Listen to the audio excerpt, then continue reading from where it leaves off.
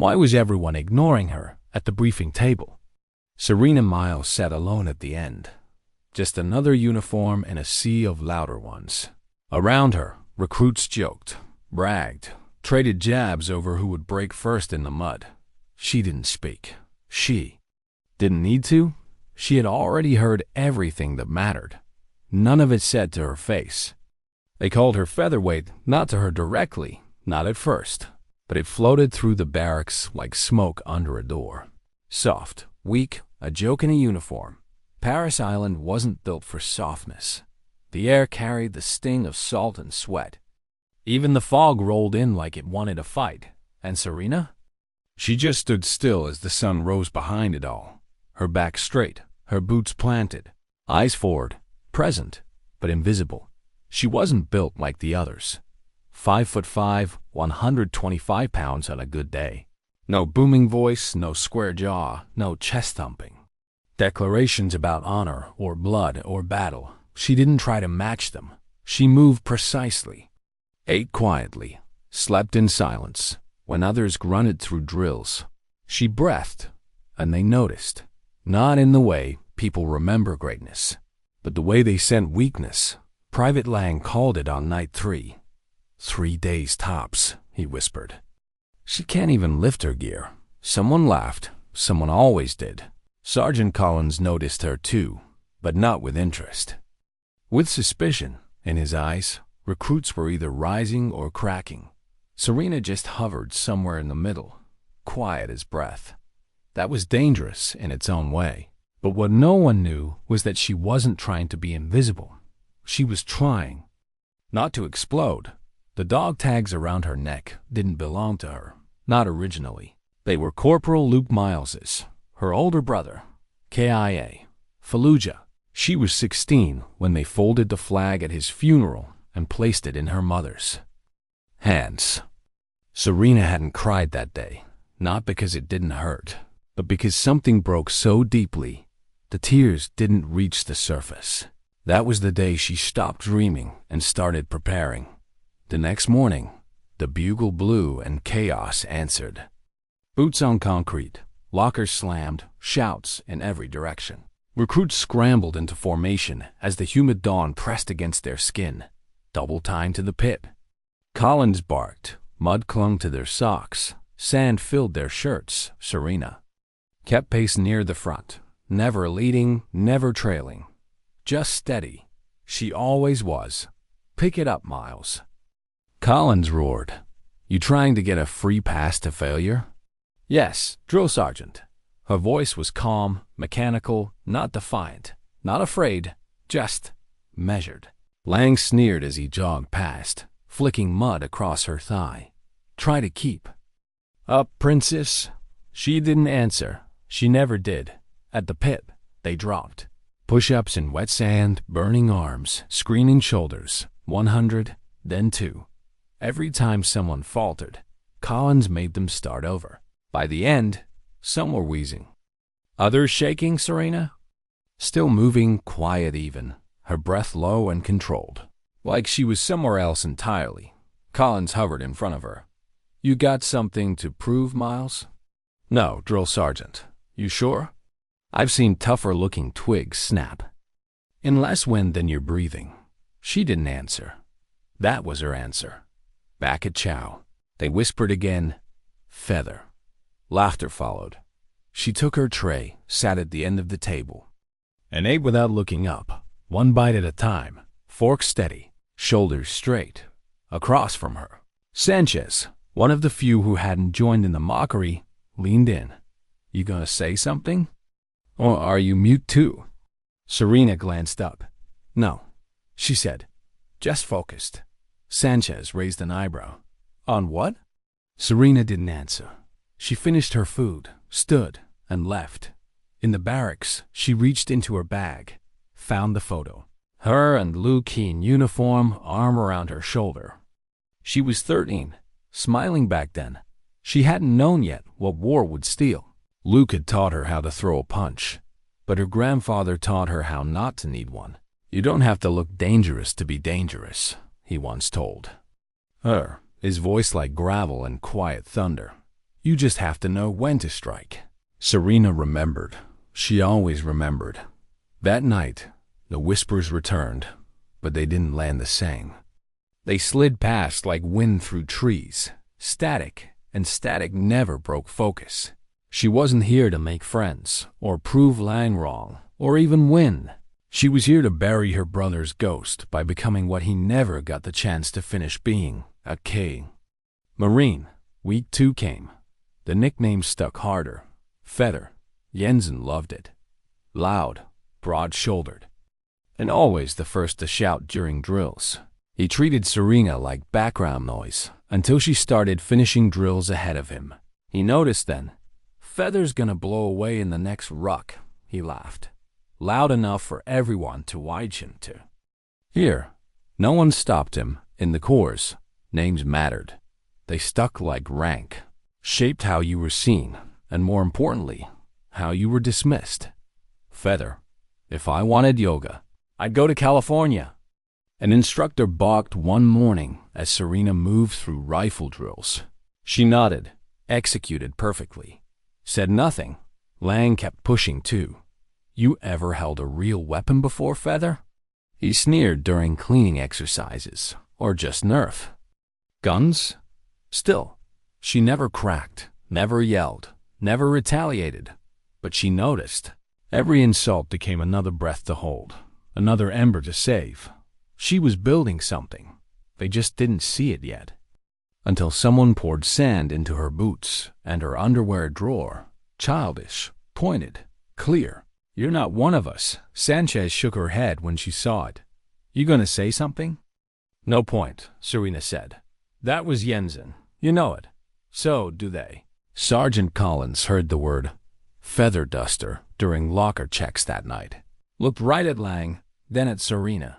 You got something to say about that. Miles? Serena stood still. No, drill sergeant.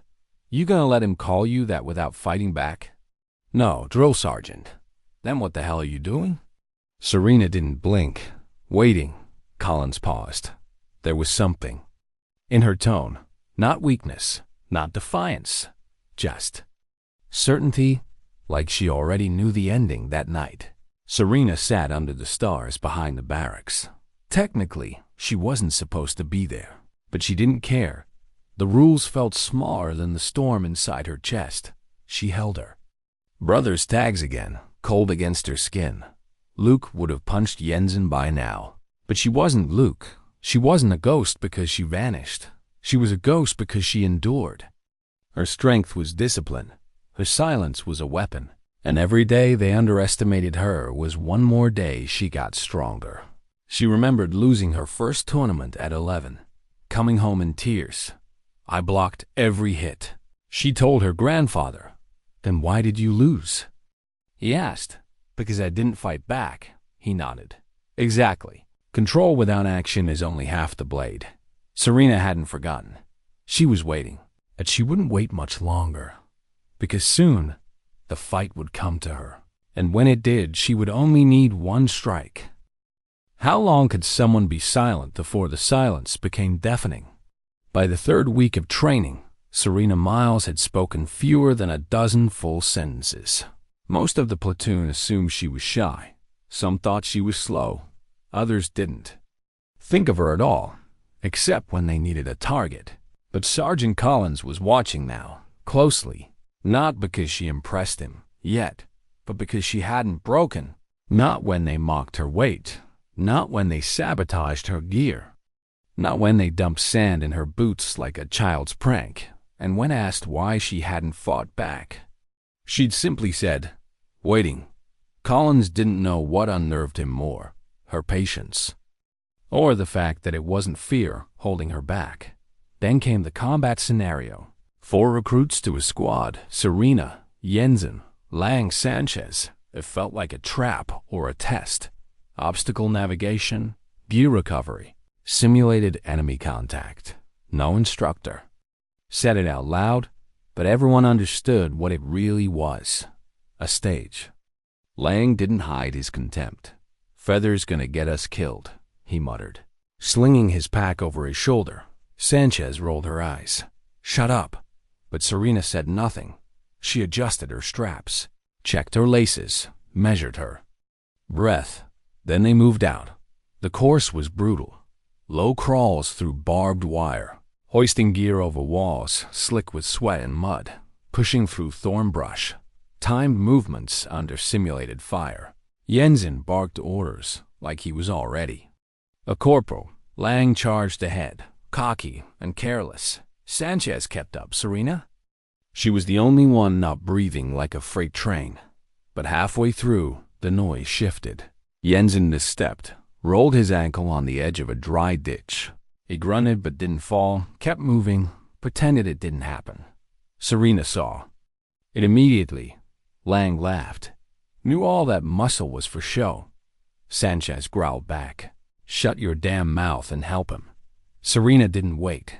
She stepped beside Jensen, hoisted his pack without asking. He snapped. Don't touch my dear. You want to finish, she said, or quit here. He didn't answer. Just let her carry it. They finished the course last but intact. No failures, no dropouts, no excuses. And during debrief, something changed. Jensen didn't speak, didn't mock, didn't smirk. But when Serena turned to leave, she caught a glance from him. It wasn't hostility. It was something closer to caution. That night, her boots were untouched. No sand, no games. But the silence around her shifted. Not quieter, heavier. They were waiting now, not for her to fail, but for her to finally respond. The next evaluation was hand-to-hand, controlled combat, one-on-one sparring. Officially, a test of coordination. Unofficially, a sanctioned excuse to hit. The ring was dirt. No ropes. No audience seating. Just a tight circle, a whistle, and eyes that had already decided who would fall.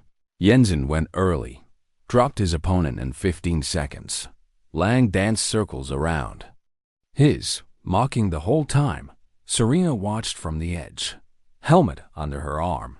When her name was called, they paired her with Private Evans, big, loud, a former linebacker with a grin that made everyone flinch.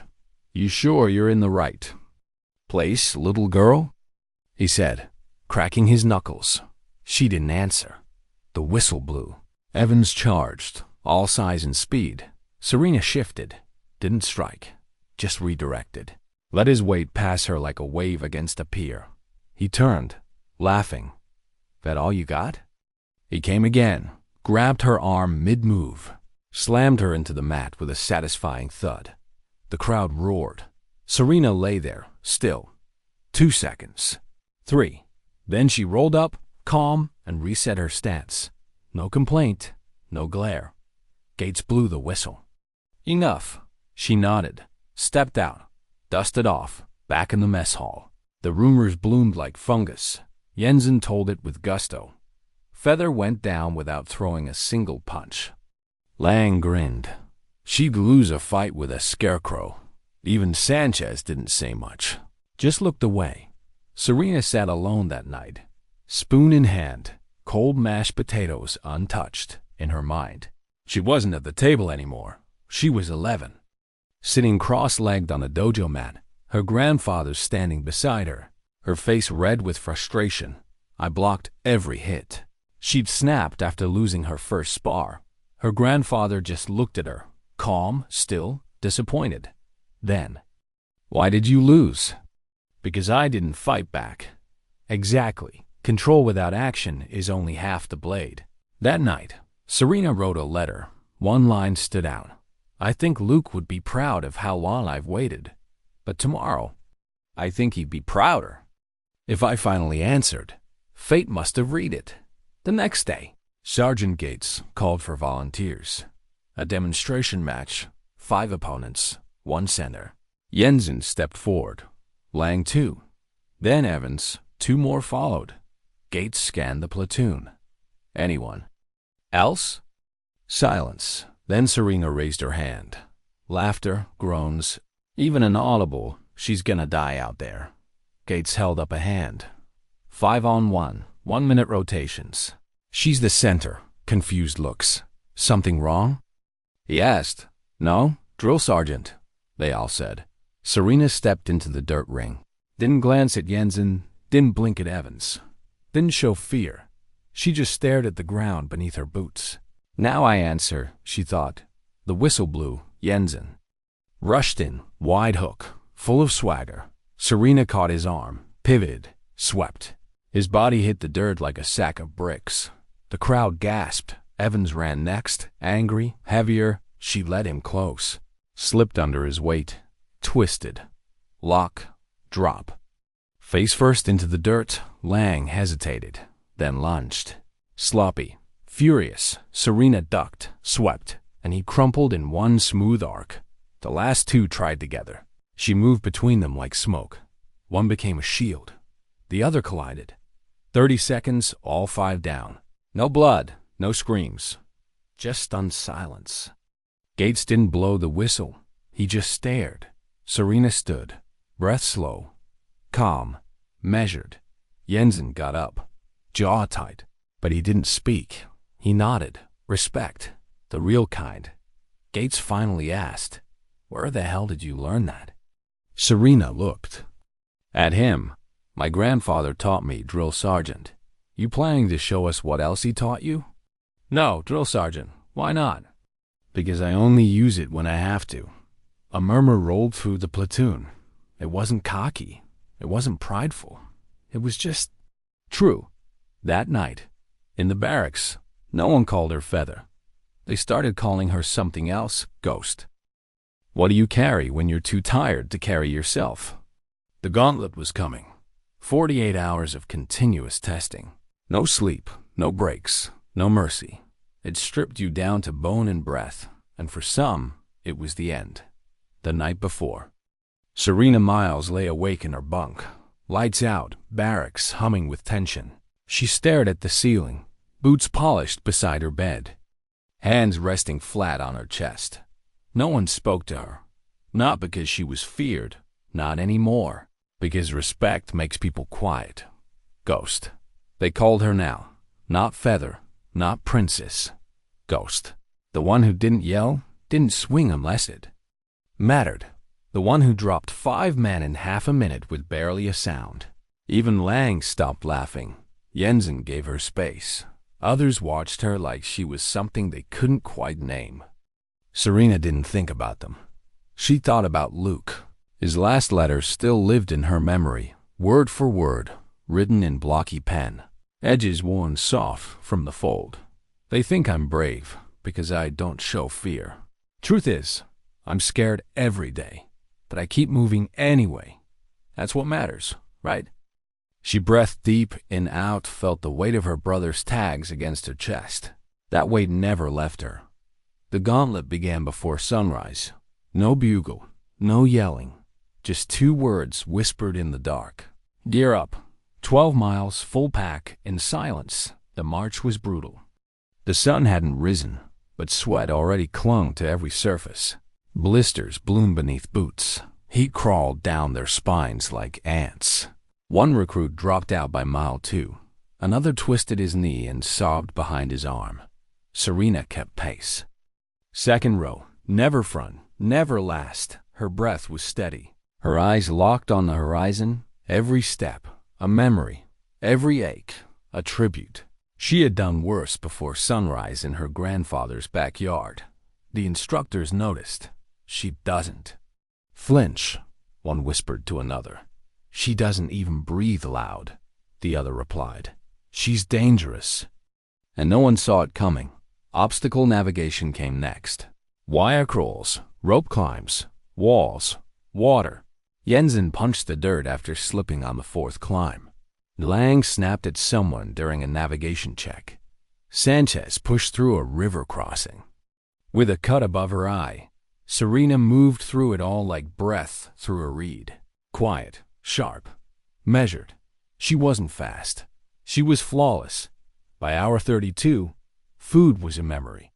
Eyes sagged, legs trembled, fingers stopped listening to orders. And that's when they dropped the final test. Simulated patrol, ambush, close quarters combat. Your last challenge, Sergeant Gates announced. This isn't for strength. It's for clarity. He paused. looked each of them in the eyes. Because when you're starving, shaking, and sleep-deprived, that's when the real Marine shows up. Or doesn't. Then came the surprise. One of you will be blindfolded and placed in a capture scenario. Your opponent will be a trained instructor. This is not staged. There are no second chances. Survive. Whispers immediately. Jensen should do it. Someone said. He's the best. But Serena stepped forward. I'll go, she said. The squad turned to her. Even Jensen opened his mouth, ready to argue. But he saw her face. Not pride, just readiness. Let her, he said. She was blindfolded, disoriented by smoke and crowd noise. Lights flashing, pressure on her shoulders, back, arms. Her world became touch and instinct. The enemy came fast, grabbed her arm, twisted.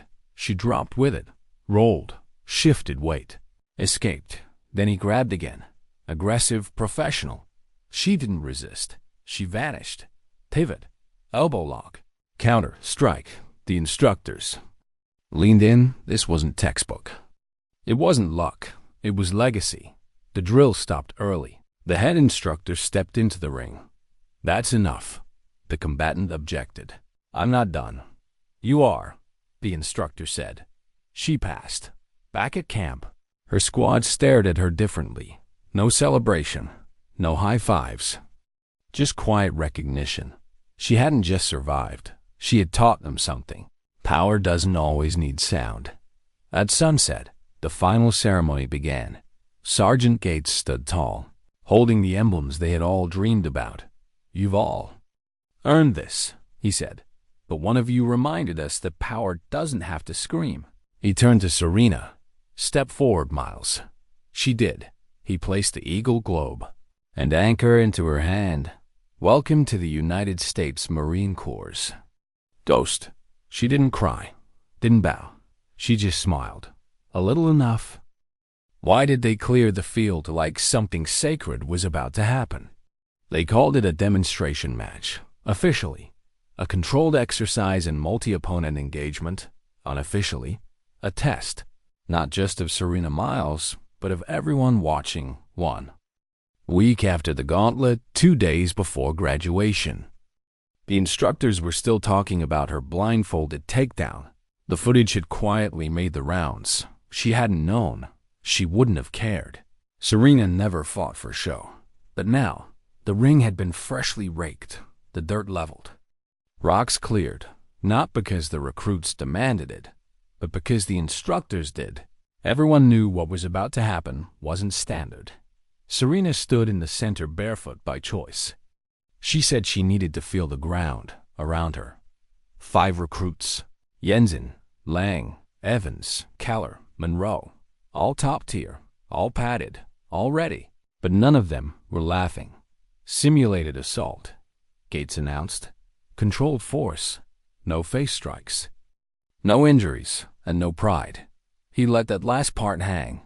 Then he turned to Serena. Whenever you're ready.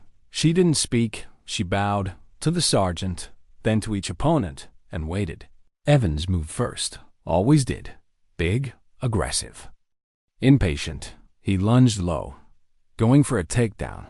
Serena didn't backpedal. She stepped into him. Not against, but with. Let his force become hers. Pivoted. Touched the back of his neck as he passed. Then a sharp nudge to his knee. Evans hit the dirt. Hard. He didn't get up. Next was Lang. Quick. Cocky. Jittery. He jabbed high. Circled right. Serena let him come close. Ducked. Caught his wrist midair. Spun him sideways. Face first into the dust. 2 down. 10 seconds. Now the others hesitated. Keller and Monroe exchanged glances. Then charged together chaos. Serena didn't retreat. She slipped between them. Keller jabbed at her chest. A distraction. Monroe went for a rear hold. She dropped low. Slid between their legs. Let Monroe slam into Keller. A sweep. A knee. A twist. Monroe landed with a grunt. Keller backed off. Wrong move. Serena didn't strike. She stepped in. 2 fingers to the chest. Balance gone. Keller fell. All eyes turned to Jensen, still standing, still watching. His fists were clenched, but not in anger, in anticipation. He didn't speak, just charged, but not like before. He feinted left, jabbed low, shifted, fast, up-patted. Strike touched her shoulder. The crowd murmured. He touched her. Serena smiled, just slightly. Then stepped into his stance, one palm to his ribs, a foot sweep, a shift of weight. Jensen left the ground, landed flat, staring at the sky. Time, Gates said, though it hadn't been a full minute. No one moved. Some stared open-mouthed, others folded arms, pretending they weren't stunned. Sanchez just smiled. She'd seen it coming. Gates walked into the ring. What you just witnessed, he said. Wasn't luck, it wasn't flash, it was control. Then he turned to Serena. Where the hell did you learn that, Miles? She bowed again. From my grandfather, drill sergeant. What did he teach you? To never use a weapon I didn't fully control, including myself. Gates chuckled. Wow, Ghost, you just gave the chorus something to talk about for 10 years. Jensen, brushing dirt from his shirt, muttered, She's no feather. He looked at the others. She's a blade. That night, the barracks were different. Not silent, just still. There was no teasing, no mocking, not even the usual late-night whisper jokes. Respect, when it's earned the hard way, doesn't need noise. Lang didn't speak. Keller and Monroe nodded when she passed, and Jensen, once her loudest critic, stepped aside when they crossed paths. No words, just understanding. The next morning, as they stood in line for chow, a voice called out from behind the counter. Morning, Ghost. It was the first time the name was used. Officially, Serena didn't react. She didn't need to. Power doesn't announce itself. It just walks into a room and everything shifts. Even how you hold your tray. Even how others wait for you to choose a seat before they sit. Sergeant Gates watched from a distance, arms folded, eyes narrowed like a man still trying to solve a riddle. She's more than interesting, he said to another instructor. She doesn't just follow orders. She understands the space between them. Later that day, someone pulled her file. Her record looked ordinary, average height, average weight, no honors, no martial arts listed, no combat clubs, no school awards, just blank lines.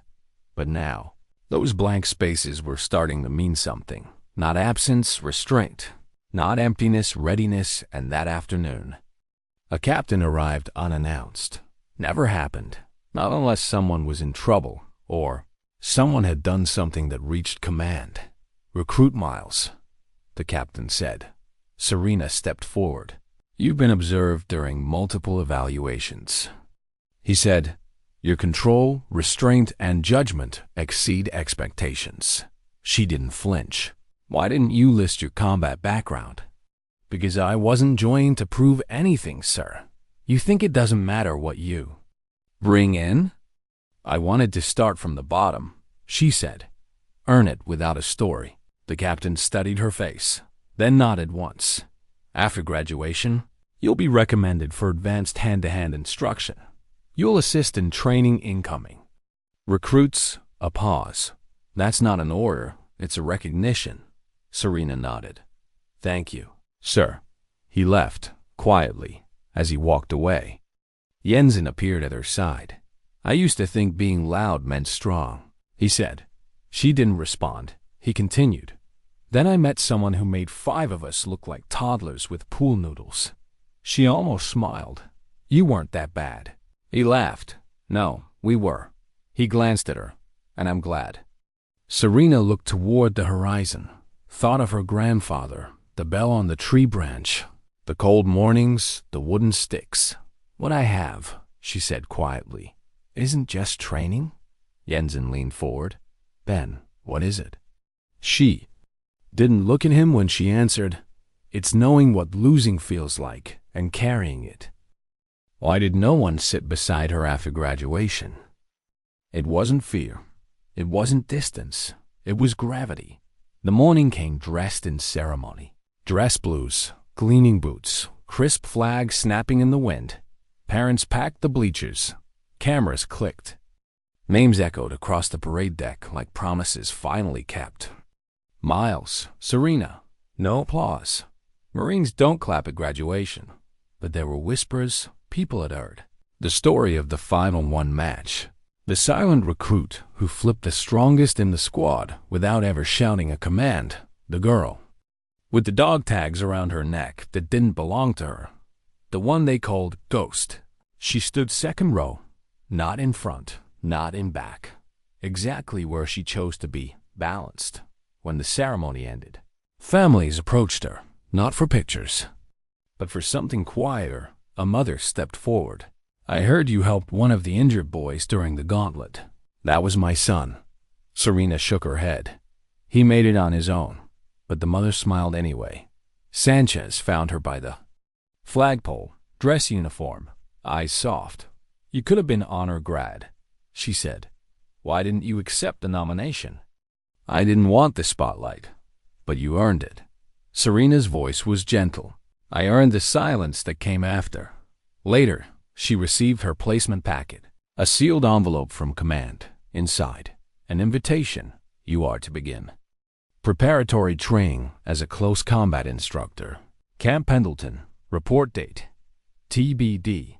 Your discipline and judgment reflect the highest values of the course. You have already begun shaping its future. She folded the letter carefully, tucked it away. No celebration, no party, just boots to polish, gear to pack, and something still unfolding that night. The barracks glowed with post-graduation noise, voices telling stories louder than the facts they came from. But at one corner of the room, Jensen sat beside her during firewatch. I used to think strong meant visible, he said. Serena didn't respond. I thought yelling louder, lifting more, punching harder. That was power. He looked over at her. Then I saw you drop 5 of us without raising your voice. Without even blinking, a rare smile crossed Serena's lips. Small, honest. You weren't that bad, she offered. He laughed. No, we were... And I'm glad I finally know what real control looks like. She leaned forward, elbows on her knees, her voice lower. It's not just training, Ben. What is it? She stared straight ahead. It's knowing what it costs when you fail. She reached for her brother's tags around her neck.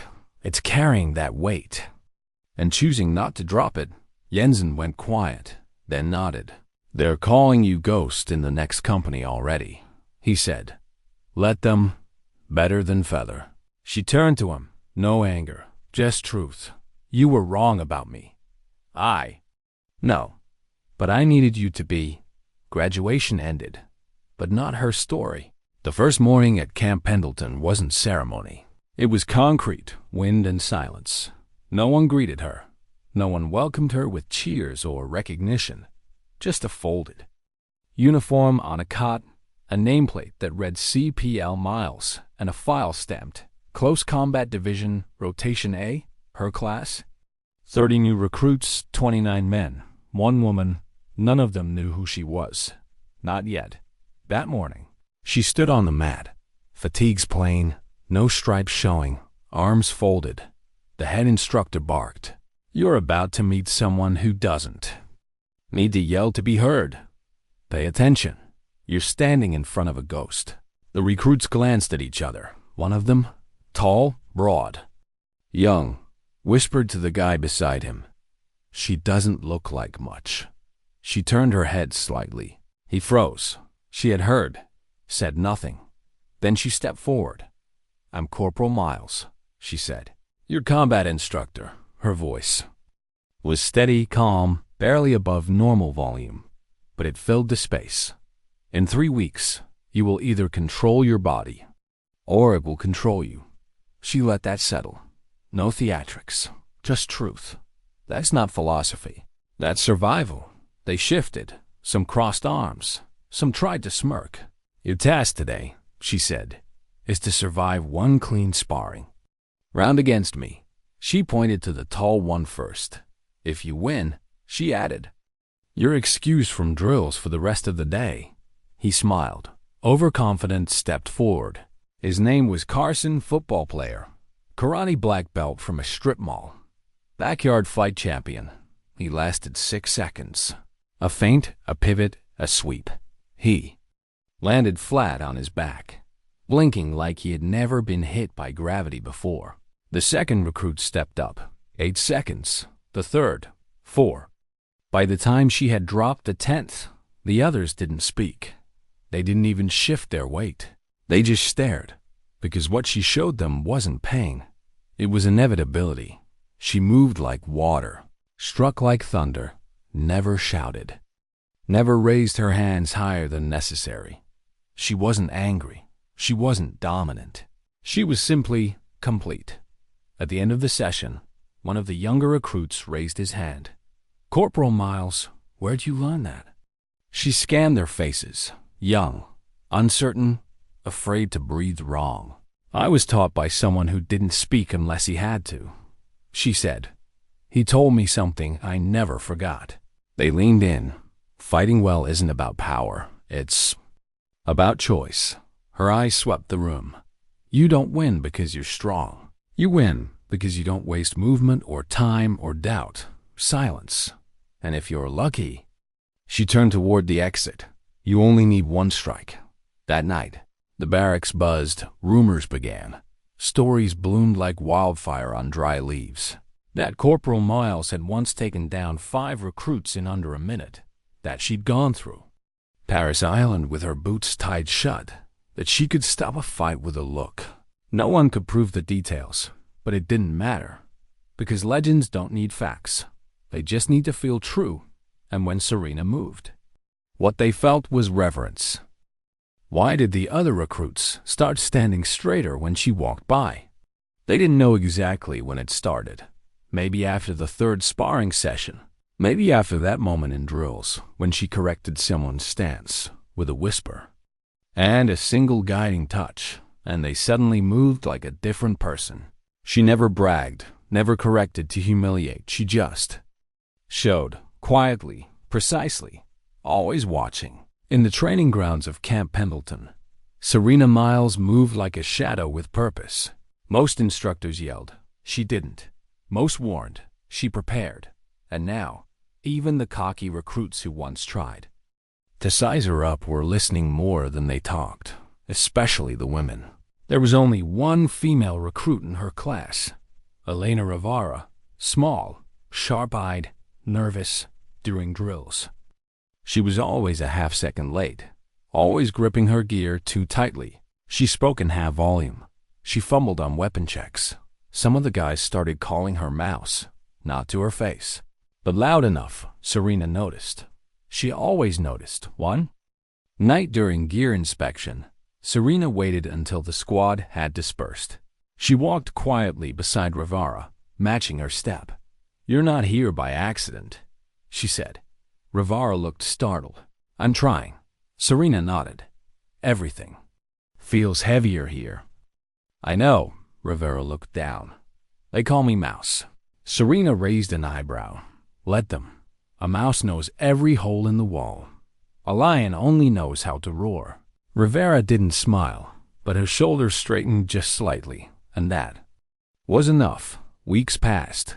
The unit grew quieter during hand-to-hand, not because they were less afraid, but because they had started to understand that silence wasn't weakness.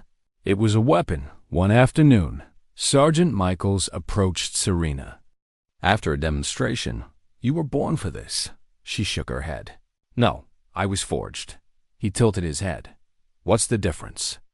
She thought for a long moment, then answered, "I didn't come from fire. I stayed in it." Michaels didn't speak after that. 2 nights before the end of the training cycle, a live drill was scheduled. Simulated assault. 3-on-1 scenarios. Instructors watching. Reports written. Careers shaped. This time, Serena didn't fight.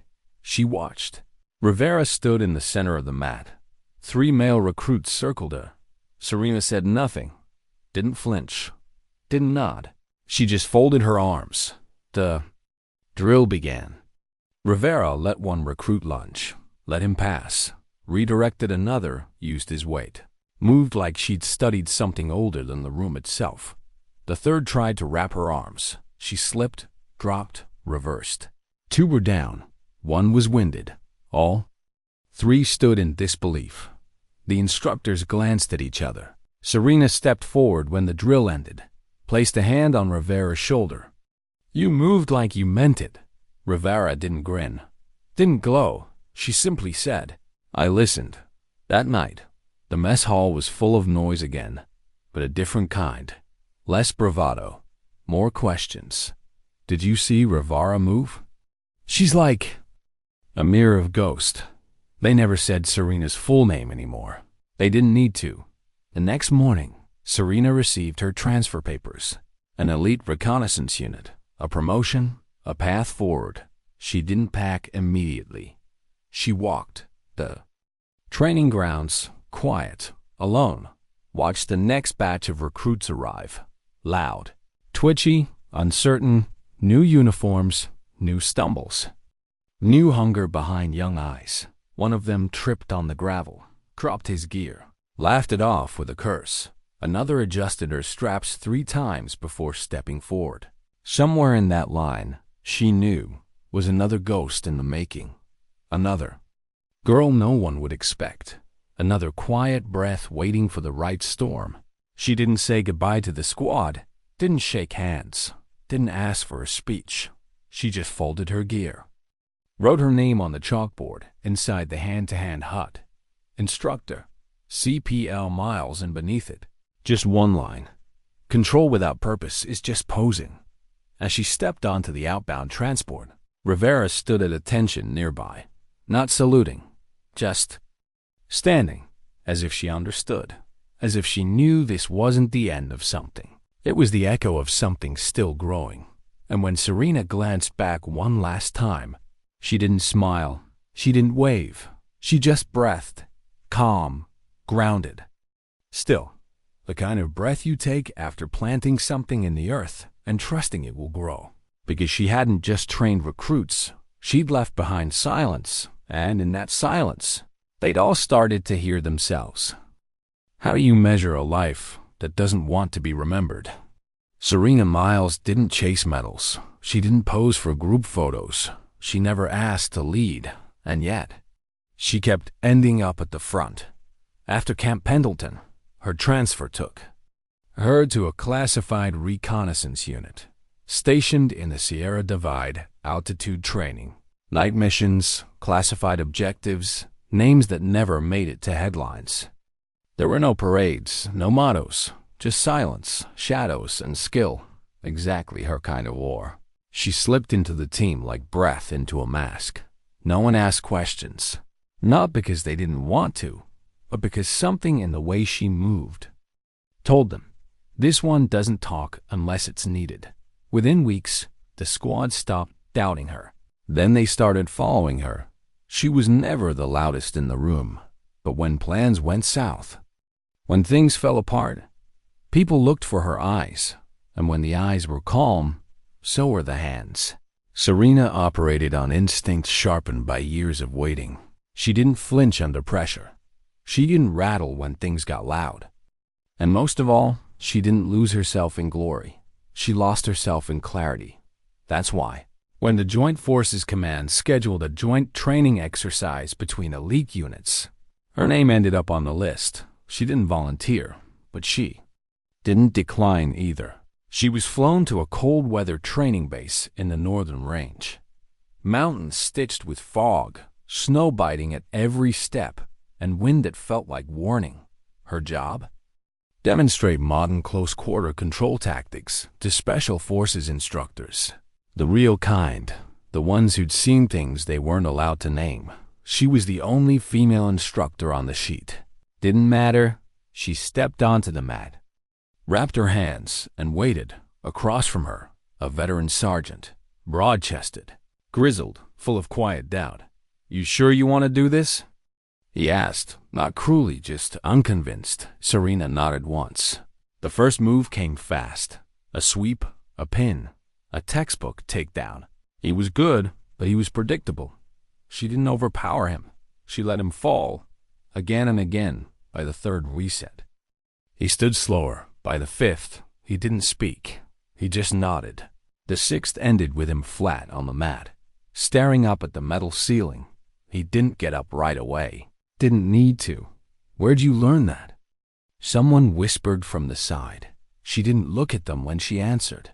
My grandfather. She walked off the mat, unwrapping her hands.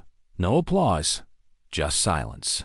But it was the kind of silence people carry with them. Later that night, a junior operator named Grant found her cleaning her boots outside the dormitory. He stood there a few seconds before speaking. I used to think control was the same as hesitation. She didn't look up. Now? She asked. Now I think maybe hesitation is what happens when you don't know yourself. She nodded once. He hesitated again. You ever get scared? Yes, she said. Still. Always, he shifted. Then how do you stay so calm? She tightened the laces of her boots. Because calm isn't the opposite of fear, she said. It's what you do with it. The next day, he lasted 9 seconds in the ring with her. It was the longest anyone had. That week, rumors began to echo again. Not from her, never from her, but from the others. That's her, the ghost. She dropped 5 Marines at once, no yelling. She trained the girl they call Whisper down in Pendleton. Real quiet, real dangerous. None of it was official. All of it traveled faster than orders. Back at her unit, a new recruit joined their rotation. Young, twitchy, too loud with his gear. They all were, in the beginning. He approached her during cleaning detail, nervous but brave. Is it true? He asked, that you once made a whole squad give up with just 1 strike? Serena looked up. 1 strike? He flushed. It's what they say. She paused. I've never needed more than that, she said. But that doesn't mean I always use it. He nodded, unsure if he understood. She didn't explain. Not yet. One night, after a mission briefing, Serena returned to her cot and found something tucked into her gear. A folded piece of paper. No name. Just a note. They don't teach what you do. They just hope we notice. I did. It wasn't signed, but she recognized the handwriting. Rivera. Somewhere, far from the mountain base. Someone else was moving quietly now. A new kind of ghost. And that was the first time Serena realized something she hadn't expected. She was no longer alone. The silence she had once carried like armor was now being passed on, not like a flame, like a shadow, soft, unseen, unstoppable. Why did they pause when she walked into the room, even when she hadn't said a word? Serena Miles had become more than a presence. She had become a measure, not of rank, not of volume, but of how still a person could stand in a storm. And not blink. She never chased recognition, but it came anyway. Not in ceremonies, in murmurs. Not in headlines, in adjustments. Recruits standing straighter. Instructors pausing before correcting. Veterans remembering what they'd nearly forgotten. That dignity doesn't shout. It breathes. A year passed. Then, too, she was moved again.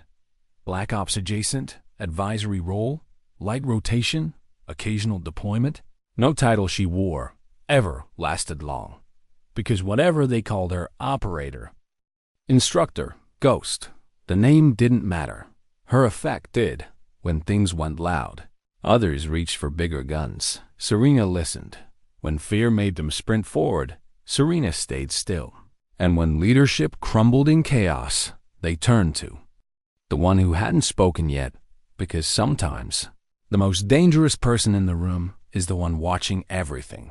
One morning, at a secure facility in Nevada, Serena was summoned to a glass-walled conference room. Inside, 2 high-ranking officers, quiet, serious, on the table. A file with no name, just a red stamp. Operation Ghost Echo. They slid it toward her, a new program. Not for warfighters, for instructors, not to kill, to shape, specifically for female operatives. They wanted her to lead it. She didn't respond immediately. They offered incentives, rank, autonomy, blank check respect, She looked at the file again. Inside were profiles, 16 young women, handpicked from across divisions.